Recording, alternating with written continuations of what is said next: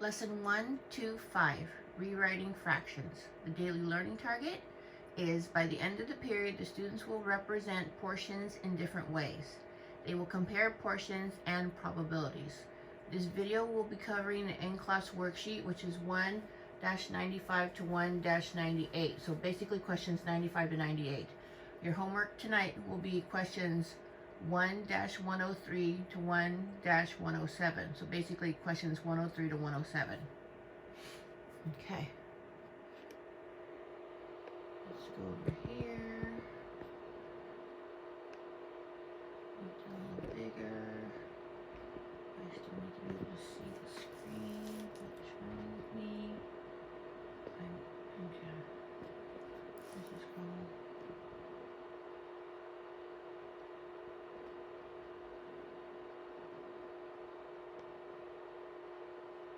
Okay. So, lesson 125, rewriting fractions. So this represents a portion web, showing that you can represent a number as a fraction, as a decimal, as a percent, or in words or with pictures. Okay. Fraction 2%. Lila wants to rewrite 10 over 25 as a percent. She decided to represent 10 over 25 first in a picture. How many sets of 25 will she need to make 100? Because there's obviously not 100 little squares here. It looks like there's 25. So if she takes this and times it by 4, then she will get what she needs. So she would need 4. Okay. How many sets of shaded squares will she need? 4 sets. And I don't know if you can see this, but of the 25, those 2 rows are shaded. So if you can't really see that on your paper, maybe we need to shade them in. Okay. How many shaded squares is that in total?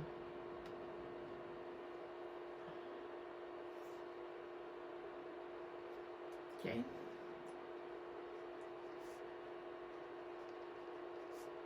She will have 4 sets, and if you count, there's 10 shaded. 4 times 10, or make sure I'm still on camera, or 40 shaded squares.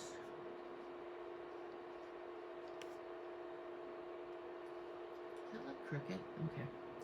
Leela drew the picture below, then she wrote the equation on the right to represent her work with shapes. So this is what, let me read that again. Leela drew the picture below, then she wrote the equation on the right to represent her work with the shapes. So this is what she had originally. And then we said she's going to multiply by 4. So they couldn't put 4 big ones there, it wouldn't fit, so they put 4 little ones. So she took the 4/25 times the top by 4 and times the bottom by 4 and got 40 over 100.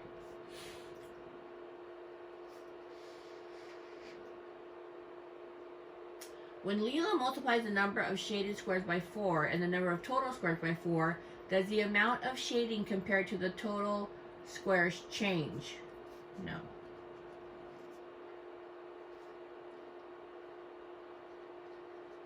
She is multiplying by 1 because multiplying the top by 4 and multiplying the bottom by 4 equals 1. So if you have 4 on top and 4 on the bottom, that equals 1. All right.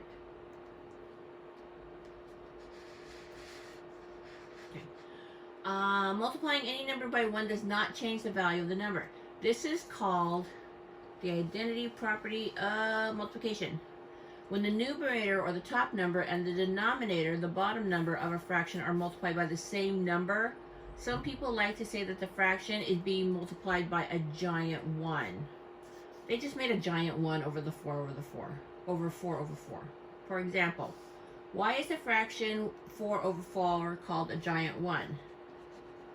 Because 4 over 4 equals 1.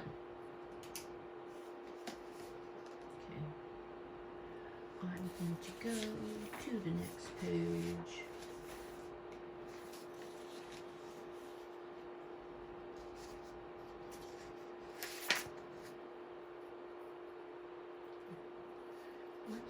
What if I split that up?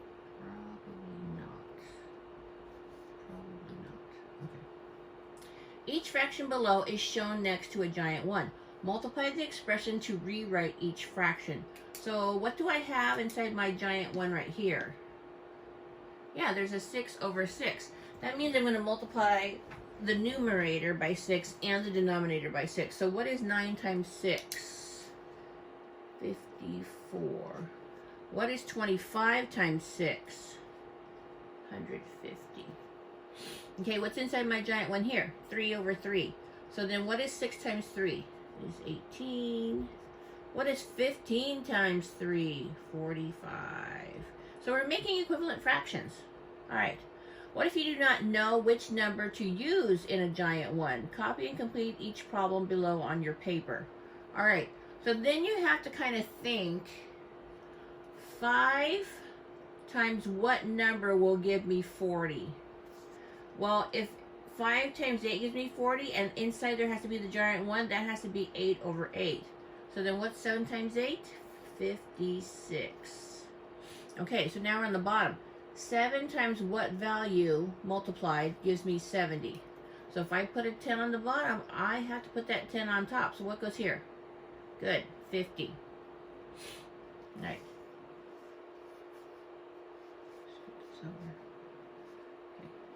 Deanna is trying to compare 3/7 to 2/5. She started by representing the 3/7 in the picture here. So here's a picture of 3/7. Then she divided the picture into 5 horizontal rows to rewrite it as 15 over 35. So here they're telling you that inside her giant 1 was 5 over 5.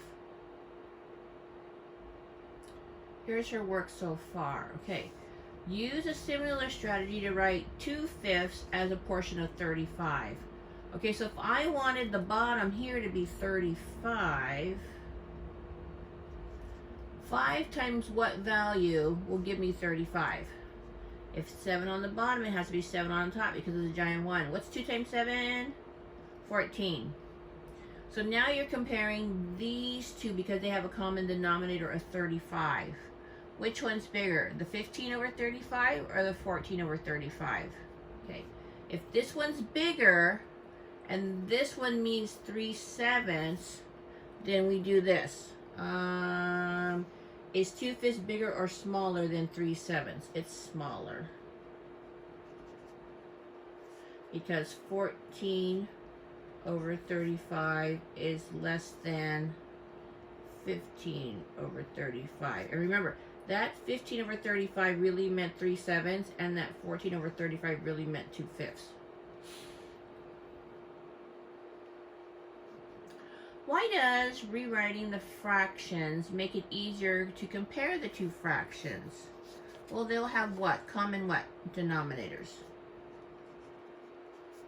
They will have a common denominator. Okay. Why did Deanna choose 35 for her new denominator? Okay. It is a multiple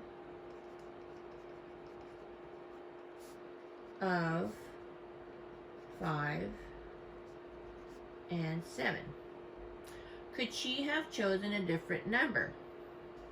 Yes. Other multiples. See if I'm still on camera. Yeah. Other multiples of 5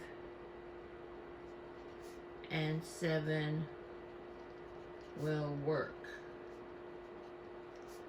Like 70 or 140. All right. Families of fractions.